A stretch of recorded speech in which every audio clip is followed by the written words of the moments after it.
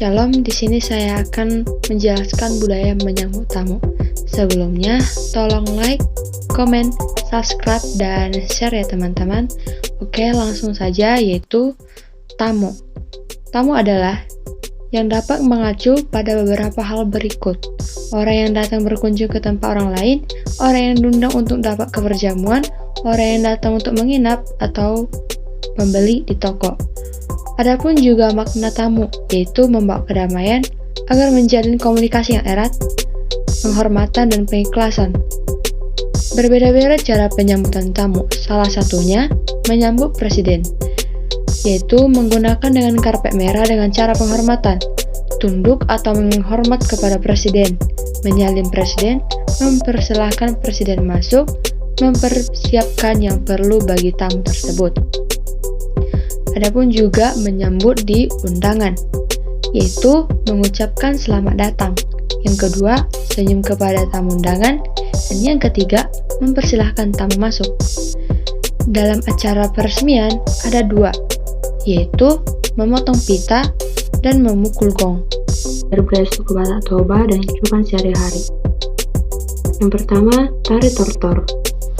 Adapun juga makna tari tersebut, yaitu membawa keramaian bagi tamu.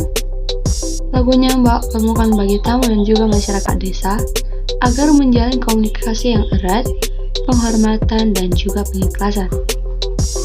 Dijelaskan di kehidupan sehari-hari, yaitu menyambut tamu dengan senyuman. Di saat tamu datang dan mengetuk pintu, kita akan segera membukakan pintu dan pastikan kita senyum, sebagaimana senyum diartikan sebagai pertanda tidak sombong dan ramah tamah.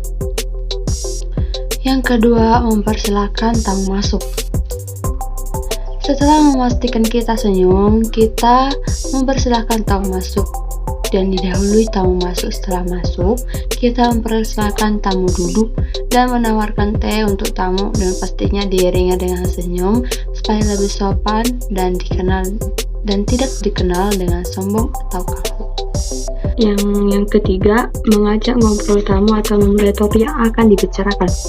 Salah satu cara untuk menghindari ketidakcanggungan yang pastinya akan ada topik yang dibahas. Ketika tamu mulai obrolan, dipastikan kita fokus ke topik yang dibicarakan dan pastikan kita menjawab dengan tawa atau senyuman supaya obrolan lebih hidup. Yang keempat, menemani atau mengantar tamu pulang sampai pintu. Pastikan kita mengantar tamu sampai pintu supaya tamu tidak segan.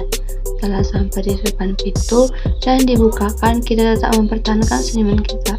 Kita bisa mengatakan hati-hati pada tamu yang akan pergi atau pulang dan bisa diikuti dengan lambaian.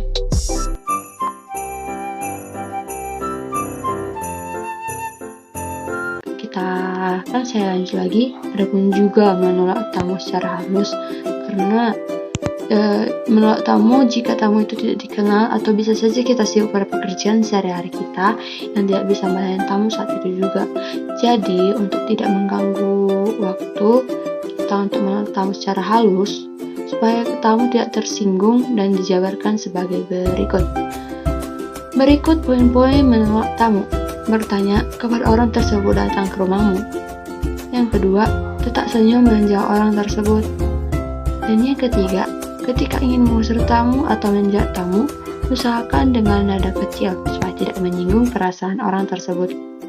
Dan yang terakhir, tidak memperbolehkan tamu masuk. Kita simpulkan,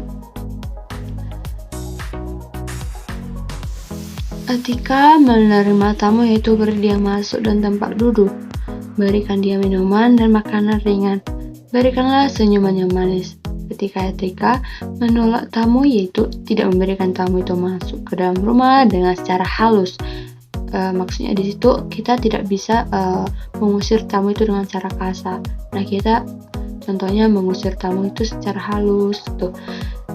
Tidak menyambut kedatangan tamu dengan senyuman dan secara lembut. Menanyakan ada apa tamu tersebut dengan datang kemari dengan nada pelan. Sekian dan terima kasih. Shalom.